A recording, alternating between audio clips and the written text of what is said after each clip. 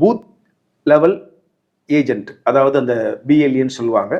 அந்த வாக்குச்சாவடி முகவர் வரைக்கும் போட்டிருக்கக்கூடிய ஒரு மிகப்பெரிய கட்சி தமிழ்நாட்டில் இன்றைய தேதியில தாவேகா தான். சார் இந்த ஏற்கனவே கட்டமைப்பு இல்ல அந்த இதுல முடிச்சுக்கிறேன்.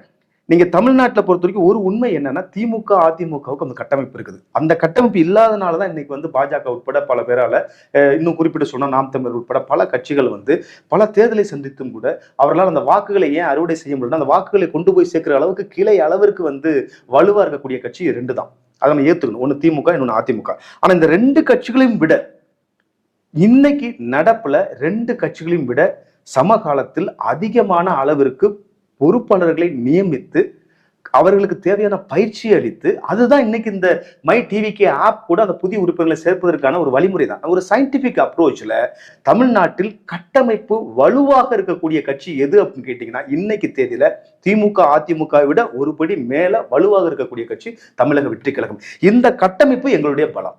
இந்த கட்டமைப்பின் மூலமாக எங்களால் என்ன செய்ய முடியும், வாக்குகளை சுலபமாக நாங்கள் பெற முடியும். ஏன்னா ஏற்கனவே அவர்கள்ட்ட மக்கள்கிட்ட நாங்கள் செல்வாக்கு பெற்றிருக்கிறோம். கடந்த எங்களுடைய செயல்பாடை தொடர்ந்து பார்த்துட்டு இருக்கிறாங்க. சமூக வலைதளங்கள் மூலமாகவும் களத்திலையும்